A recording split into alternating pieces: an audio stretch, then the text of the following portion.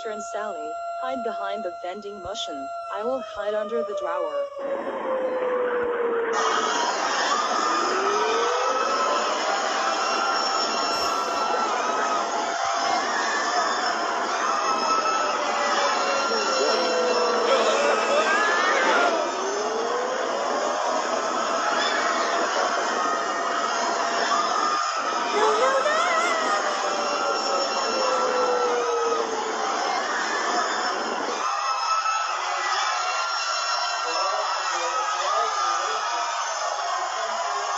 I made my way into the Weather Channel safe room. This happens to be our fire suppression room. But in your case, it may be a bathroom. It may be an interior closet. Somewhere where you are at the farthest distance on the first floor from the outside walls. I mean, listen to what's going on out there. Listen to that.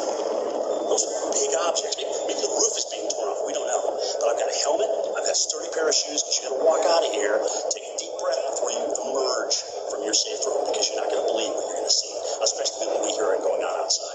Here's the deal. I'm going to stay with you guys as long as I possibly can until we lose our signal, which may happen in